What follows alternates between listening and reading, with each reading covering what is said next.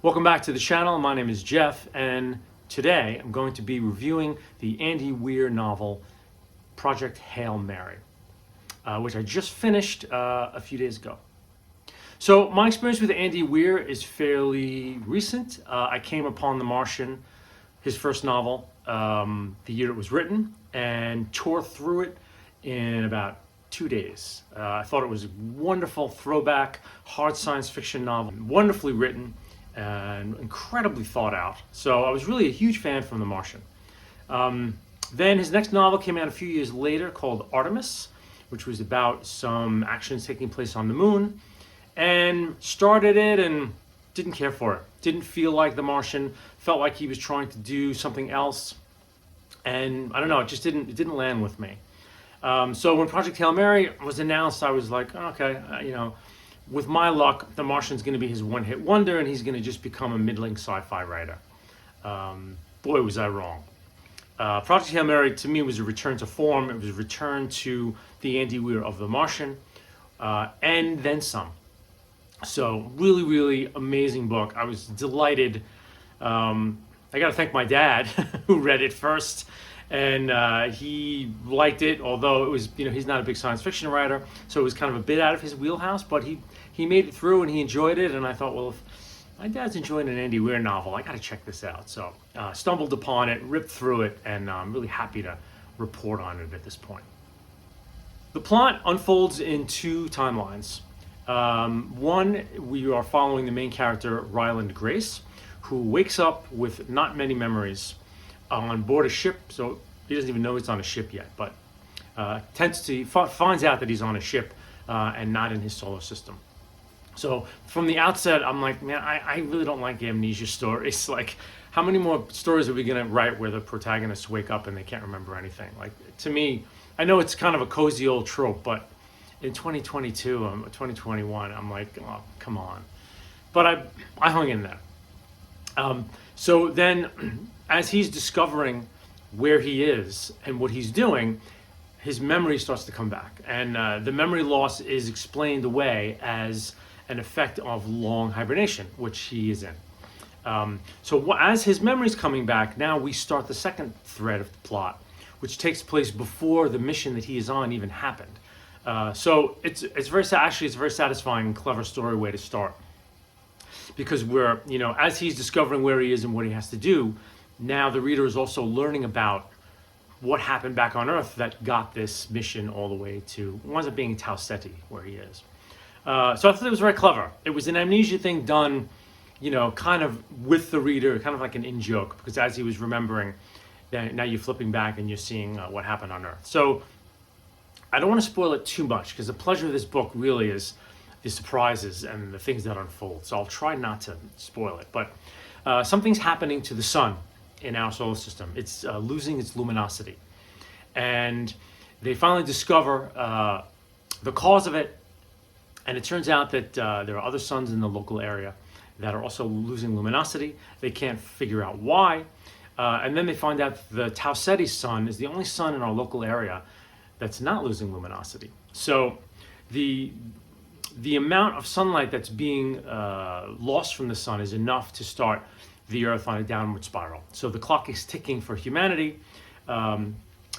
Once they figure out why the sun is dimming, they now have to send this, Hail Mary mission to Tau Ceti to find out why they're not dimming, and if there's anything that they can discover out there that can help save our solar system.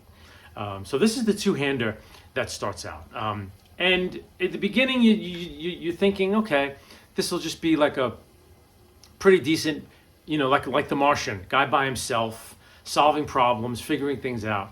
But there are several twists that are really great as the story goes. So it's really a very, very enjoyable read right up till the last pages. I want to talk a little bit about Andy Weir's style because this book is not for everyone. So I would say that this is a pure hard science fiction novel in the best sense, in that not so much character and plot are really driving the novel. I mean, plot you can argue. But like The Martian, the Andy Weir novel is about solving problems. And somehow it's very unique the way he's done it, that it's almost like it almost reads like a nonfiction memoir in some ways, because the pleasures of an Andy Weir novel are you're sitting over his shoulder as problems continue to present themselves to him. And as he's figuring out how to solve these problems, he's using science, sometimes science fiction, because some of his solutions for things in this novel and in The Martian haven't ever really been tried yet. But Weir does his best to try to extrapolate out as real as he possibly can. And Hail Mary is like that as well, except for a chunk of it, which I won't get into. It is very hard science fiction, and there's a lot of sort of math, and I'm sure there are layers that if you are a mathematician or an engineer, you could sit there and kind of calculate along with him and probably come up with similar solutions, which I think is great. But I personally don't mind that we don't have all this character development. He doesn't have a love interest. He doesn't have a dark past. There's not all of these sort of storytelling tropes that we're used to in popular entertainment that our hero has to have. He's really just a scientist who's being presented with problem after problem after problem. Now the thing, sometimes this works, sometimes it doesn't. I think when it works is when every problem is a life or death problem. So when you've got a guy on Mars, or when you have a guy in a ship orbiting Tau City, when there are problems in these scenarios, these problems are usually life-threatening. And because they're life-threatening, and we come to like the protagonists of these books, there's an immediacy to the problems where you're like, oh my God, I'm immediately invested in the book. And because there's enough done to make me like the character, the character development is very minimal, but it's enough for me to be invested when his life is threatened by these problems, right? And to me, it's an amazing way to write a book, because it's just suspense after suspense after suspense. But it's not very traditional. It's not traditional in a novelistic sense. So I think people who are used to, plot, character, these, things that we kind of take for granted in the popular novel, might be a little bored. I think my dad, from what I remember, was a little bored with a lot of it. And I thought to myself, he's looking for the plot action. He's looking for the more traditional character interactions. And I'm just, over the moon with each new engineering problem that this character has to face, and I'm loving it. So there are different ways to read this novel, and depending on what kind of reader you are, I think you may really enjoy the heck out of it, or you may find it tedious and very explanatory and so on and so forth. But I like that style, and I like that Weir doesn't try to do what he's not great at. Because I thought in Artemis, when he tried to create a fully fleshed character in the beginning, I was like, oh, this is not his thing. Like, he's not he doesn't have a big, long breadth of talent in that way. But when he does what he does well, he does it so well that it transcends some of the needs that a fictional story might have. And it's like a high wire act. Sometimes you read books, and on retrospect, you're like, how did that work? That shouldn't have worked. But it's, in a way, the writer goes all in on the one thing that they think is going to really be the spine of the book. And they go all in, and they don't mess around. They don't try to half-ass it. And it's a very brave thing to do, because it's either going to stand or fall on the one thing that they do. But The Martian and Project Hail Mary, I think Weir goes all in on his one thing, and they succeed brilliantly. I think one reason why I liked it is that it was similar to Neuromancer, not in the obvious ways, but the sheer density of problems and solutions on every page of Project Hail Mary was astonishing. I mean, in one way, Project Hail Mary could be 4 novels, given a more conventional writer who would pad it out with other things, right? But it's so condensed with incident and solution and finding the solution, and causes a new problem, which now needs a new solution, which turns the plot this way. It's breathtaking in its concision.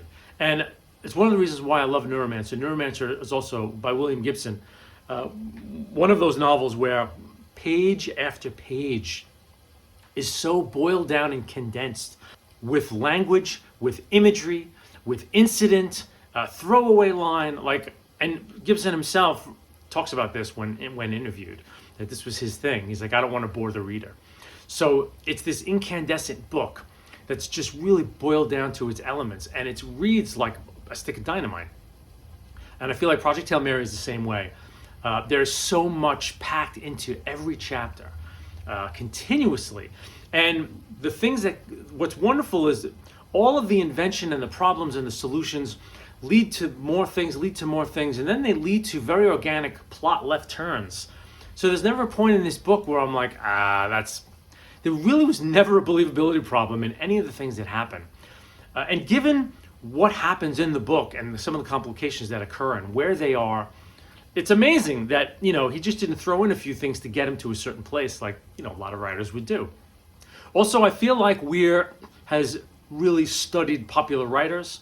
I think the one thing that's great about Michael Crichton and guys like Lee Child is that book after book after book, they know how, the readability, what this writer John Gardner called profluence, which is this urge to turn pages, has been mastered. But popular writers, one way or another, love them or hate them, they've mastered that quality of, I got to see what happens next, I'm staying. Even if their prose stinks, their characters are flat, their settings are boring, and all, how many bad books do people probably finish? Because certain popular novelists know how to throw some hooks in you to get you to the end of that book. But Weir really has studied what makes popular books move. At times it's a little glib, and I'll get to one criticism I have of the book. But the story does move. And so, I feel like he's unlike a lot of his brethren in the field, where he really knows how to move a story along, and what has to happen for you to be turning pages. And I must say, this was one of the most satisfying endings I've read in a long time. Truly, not an ending that I predicted, although it was one of two or three I was thinking about, but I thought, nah, they won't, I don't. Just resoundingly, incredibly satisfying, but not in the way that I maybe wanted it to be satisfying, but it was satisfying nonetheless. And it made the book jump up a notch for me even so. So the Martian ending was wonderful too. But you were kind of going towards it and you kind of saw it coming. This ending, you don't quite see, and how they get there is really wonderful. And it was very satisfying. So I enjoyed it very much. So, okay, Jeff, what are you, Andy Weir's brother-in-law? Why don't you tell us something you didn't like about the book? Not much, I will say. But however, so Andy Weir books are light on character. I will say that. They very much read, he kind of reads like, it's funny, he's like a mix between Arthur C. Clarke, and that the stuff's hard and the equations are real, and Isaac Asimov, early Asimov, where Asimov's books are often populated by kind of gee whiz, hyper smart 16-year-olds, let's face it. Even Foundation, which I will love till my dying day. The succeeding mayors of Foundation are just kind of these sexless, brainy whiz kids with very little personality, but just very smart and cerebral. So I feel like he's kind of a mix of those two writers, believe it or not. And his characters, in the two books that I've read, they're like these relentlessly cheery engineers. They don't have negative thoughts. If the word depression is mentioned in the book, it's done so very off to the side. But for these characters that face these extreme challenges, they're like Johnny Rockets. Like, all right, this is going to be a tough one. They're very cheesy and goofy. And they just want to get to the next problem. They just want to solve the next problem. How are we going to do this? They're always in a good mood. They're always like positive and optimistic. We're going to solve this shit. We're going to fix this. We're going to do that.